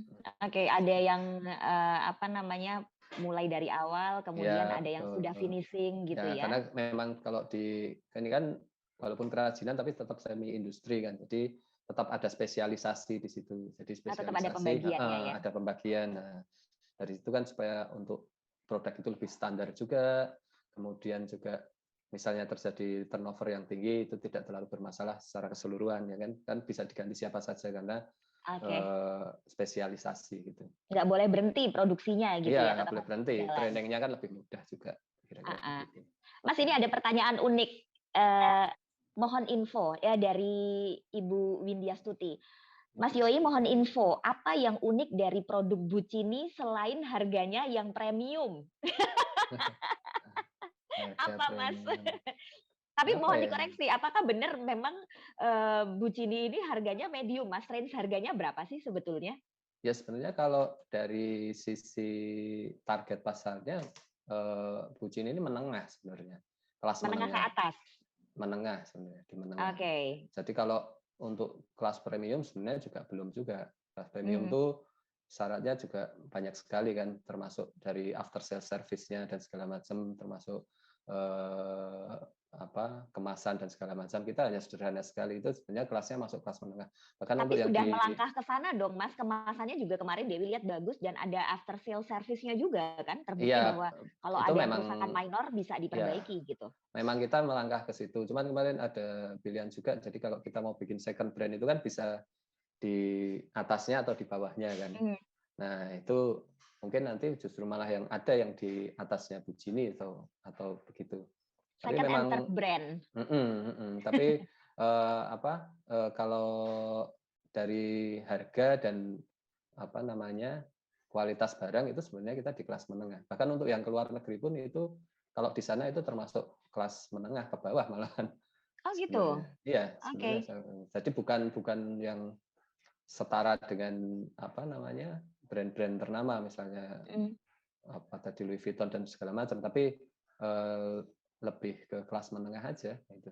Di toko-toko biasa, jadi bukan kelas premium seperti yang di. Oke. Jadi apa Mas yang unik dari produk Bucini? Yang unik ya yang pertama jelas itu karakternya sih, seperti yang saya sampaikan tadi, simple, elegan, klasik gitu. Itu memang Bucini itu seperti itu. Kalau yang nanti kita mau bikin yang aneh-aneh, saya bikin sih misalnya sendal yang warna-warni, yang pink dan segala macam. Tapi itu tidak saya kasih merek Bucini, yang mereknya Bucini tadi. Iya. Oke. Itu. Jadi sudah ada benang merahnya nih bahwa produk Bucini itu elegan, klasik, long lasting gitu ya. Itu karakternya Bucini. Jadi kalau kita mau masuk dengan karakter lain, biasanya kita pakai brand lain gitu. Oke, iya. Dan ini Dewi mau sapa dulu untuk para peserta Zoom yang sudah bergabung di Gelar Wicara UMKM Go Digital episode yang ke-6 atau episode yang terakhir ya. Semoga terakhir di bulan ini, bukan terakhir di tahun ini ya. Oh, terakhir ya. Terakhir ya, Tumpuan Ekonomi Indonesia setelah pandemi yang diselenggarakan oleh Dinas Komunikasi Informatika dan Persandian Kota Yogyakarta. Buat Anda yang ingin mendapatkan e-certificate, silakan mengisi daftar hadir di tautan yang sudah ada di kolom chat. Kemudian juga buat Anda yang ingin mendapatkan merchandise dari Bucini, tadi sudah dikasih info bahwa merchandise-nya ini adalah untuk 2 wanita dan 1 orang pria ya. Semoga Anda beruntung. Gimana caranya untuk membuka kesempatan itu? Anda tinggal follow Instagramnya dari Bucini, tadi sudah disampaikan oleh Mas Yoi. Kemudian juga follow akun Instagram Sobat Kami. Like postingan yang ada sebanyak mungkin, nanti akan dipilih dan juga dipilih oleh teman-teman dari Diskominfosan Kota Yogyakarta. Ya, ada pertanyaan lagi, Mas Yoi. Adakah rencana ini dari Alfian tanpa R? Halo, Mas Yoi. Adakah kan Alfian memang nggak pakai R ya, Mas ya? Gimana ceritanya? Mas Yoi, adakah rencana untuk memproduksi produk untuk kalangan muda lokal seperti jaket, sarung tangan bola, atau yang lainnya supaya persentase yang 20% tadi bisa meningkat? Monggo, Mas Yoi. Ya, memang kita sedang berencana untuk lebih ke yang yang segmen yang lebih muda lagi. Desainnya sedang kita bikin, tapi mungkin nanti kita pakai second brandnya nggak tahu apakah nanti Yoi atau apa, nggak tahu, saya belum kita putuskan. Tapi sudah ada beberapa prototipe yang kita bikin, misalnya kayaknya ada, misalnya wah, ini langsung dikasih contoh. Oke. Ini kelihatan ya? Yes, kelihatan, Mas. Ini sepatu model Converse untuk anak muda, cuman saya bikin dari kulit. Kulit. Ini sedang prototipe, nanti kita launching ya kira-kira tahun depan lah itu. Oh, tapi ini masih prototipe ya, Mas ya? Wow. Ini masih prototipe ya, masih prototipe. Ya, seperti ini. Nah, ini. Itu segmennya nanti lebih ke anak muda sih, lebih ke anak muda. Dengan harga yang menyesuaikan juga dengan kantong anak muda, Mas Yoi. Dengan harga harga yang sesuai dengan produknya lah. Yang sesuai, kita bilangnya sesuai, bukan murah ya. Kalau bukan murah itu bukan enggak. Murah. Iya, Oke, tapi sesuai dengan kualitasnya. Ya memang produksi Bucin itu sebenarnya harganya masih masuk akal. Artinya memang beberapa ada yang menjual, wah kok misalnya barang yang serupa lebih murah, lebih apa. Ya memang karena mereka biaya produksinya berbeda. Artinya kan kita karena PT sudah harus terikat dengan apa namanya aturan-aturan ketenaga kerjaan, sementara mungkin yang perpajakan juga ya Mas. Untuk yang perpajakan juga, sementara untuk yang pengrajin dia bisa bikin lebih murah karena memang dia belum terikat oleh aturan-aturan itu, jadi tidak mahal juga sebenarnya, karena ini hanya harga pokok produksi plus keuntungan itu aja, normal. Oke, Mas Yoi, ini waktunya sudah mepet, tapi sebelum kita harus pamitan ya, tolong disampaikan lagi dong Mas Yoi akun Instagramnya yang harus di-follow. Akun Instagram yang harus di-follow ya. Sebentar, aduh saya share di mana tadi? Lupa saya. Ya ini aja di Bucinisius. Di chat aja Mas, di chat oh itu. Ya, di chat. Oh, di kolom chat boleh ya. Di kolom chat ya. Oke. Ini kita mungkin sambil nunggu Mas Yoi mengetikkan akun Instagramnya, Pak Eka, apa yang ingin disampaikan oleh para pelaku UMKM supaya mereka bisa lebih maju, kemudian juga mendukung perekonomian Indonesia, Pak Eka. Ini karena episode terakhir, monggo Pak Eka. Ya. Jadi yang pertama, segera mungkin agar semua UKM itu sudah menggunakan teknologi informasi, paling tidak di marketing ya, untuk sebagai channel marketing itu, karena itu saya ada obrolan menarik ya, bahwa sekarang kalau punya HP, punya laptop itu jangan dianggap sebagai kayak aksesoris saja, tapi itu sebenarnya modal. Jadi punya HP, punya laptop itu modal ya. Jadi itu harus menjadi satu hal untuk ke sana. Kemudian yang yang kedua itu segera memasuki ke aspek tadi yang disampaikan Mas Zoi, inovasi segala lini, baik inovasi produknya, inovasi pemasarannya, maupun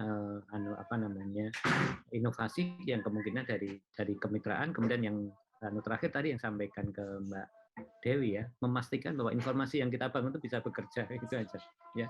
Jadi informasinya bekerja untuk kita. Ya, bagaimana informasi itu bekerja? Ya. Oke, baik Pak Eka, matur nuwun sangat. Buku apa itu? Rich Dad Poor Dad itu kan cerita. Kiyosaki kan bilang bagaimana agar uangnya itu yang bekerja untuk kita. Nah, ini enggak informasinya yang bekerja untuk kita. Informasi yang bekerja. Yes, itu dia. Di perkembangan teknologi digital seperti yang sekarang, kita tinggal duduk, kita menunggu mesin yang bekerja untuk kita. Gitu ya. Oke, matur nuwun sangat Pak Eka untuk ilmunya, untuk informasi yang sudah di-sharing, untuk penyemangatnya juga bagi para pelaku UMKM. Kita balik lagi ke Mas Yoi. Mas Yoi, masih ada 2 pertanyaan Dewi untuk Mas Yoi. Ya. Arti sukses untuk Mas Yoi itu apa? Sukses ya? Iya. Kok susah nih pertanyaannya.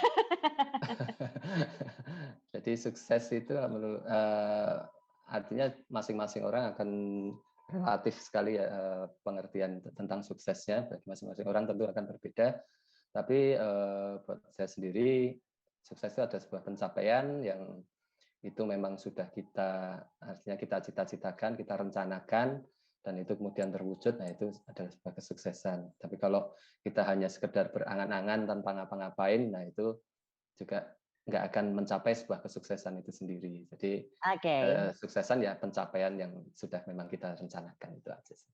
Ya, sukses adalah punya mimpi, punya angan-angan, dan kita Mimpi. mewujudkannya. Iya, mewujudkannya. Kalau nggak terwujud ya belum. Oke, satu lagi Mas. Apa Biasanya tuh? Dewi selalu nanya narasumber ya. Kalau misalnya bisa memutar ulang waktu Mhm.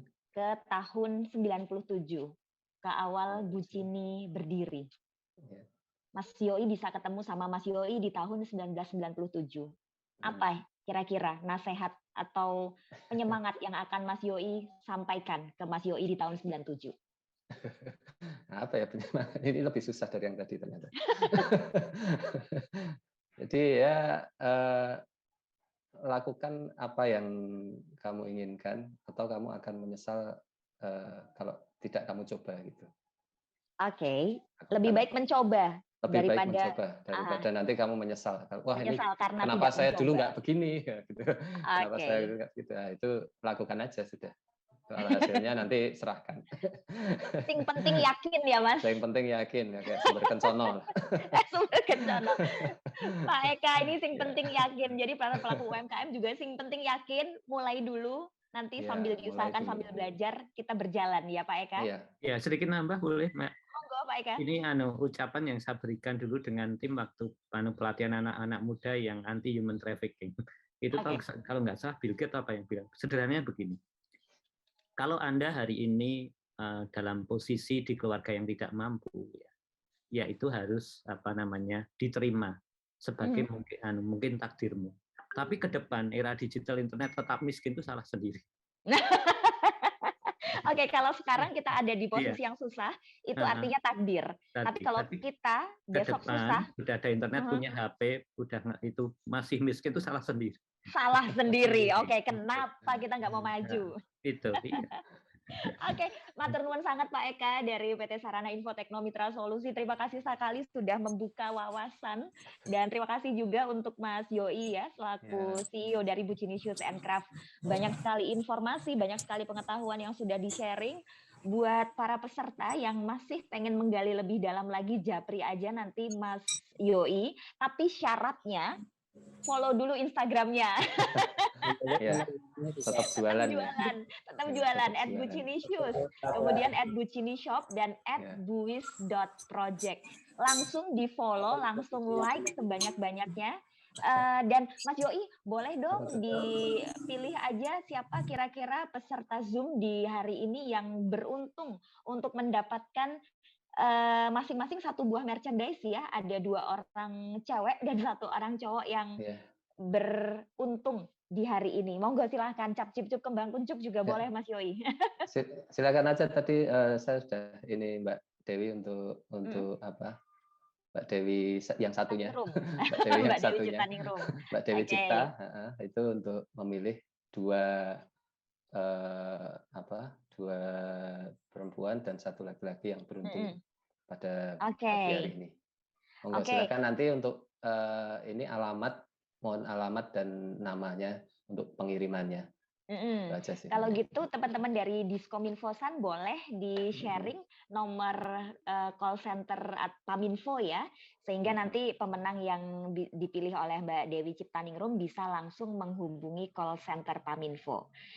Oh iya, Dewi jadi ingat, kita tuh di era digital ini selalu membutuhkan dokumentasi. Nah, di pagi kali ini, di menjelang siang kali ini juga kita butuh dokumentasi. Jadi untuk para peserta, narasumber sudah mulai on cam semua. Peserta boleh on cam untuk diabadikan oleh teman-teman Diskominfosan Kota Yogyakarta. Kita berfoto bersama. Monggo, siapa yang bertugas dari rekan-rekan Diskominfosan? Kita mau foto dulu ya. Boleh sisiran dulu, masih off cam nggak apa-apa. Ini nggak ada filternya ya? Nggak ada filter sayangnya, jadi hanya mengandalkan front kamera nih Mas. Padahal andalan kita di dunia digital adalah filter. Oke, nggak apa-apa deh. Iya, masih apa muda-muda adanya. ya. Masih, kita udah masuk generasi apa nih Mas? Generasi apa ya? Z ya. Ya kita ya. Oke, rekan-rekan dari Diskominfosan, siapa yang akan memberikan aba-aba? Oke, kita mulai ya. Dari slide pertama terlebih dahulu. Oh ya. Berikan senyum terbaik. 1, 2. Iya. Udah kerasa Oke. jebret gitu ya. Iya, pakai ya. Bentar. Oke, sekarang slide kedua nih. Oh ya masih ya. Ya.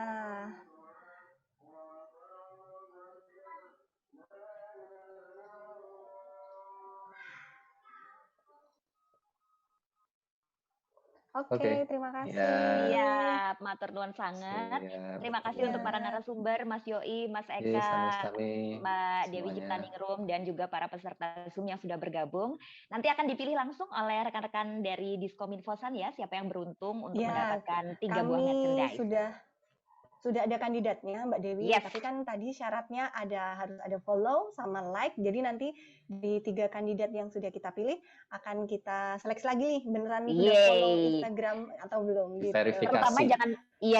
Terutama jangan lupa untuk follow akun Instagramnya @sobatkami ya. Nah, itu penting banget itu gongnya. Penting tuh. Follow akun Instagramnya Mas Yoi pribadi dan Pak Eka. Ya nggak apa-apa deh, nggak apa-apa. Bebas. Nggak apa-apa ya. Boleh. Oke, terima kasih sudah bergabung di Zoom kali ini di UMKM Go Digital, episode yang ke-6 hari Rabu 24 November 2021. Saya Dewi Gunarto mewakili para narasumber mengucapkan terima kasih, selamat siang, selamat melanjutkan aktivitas.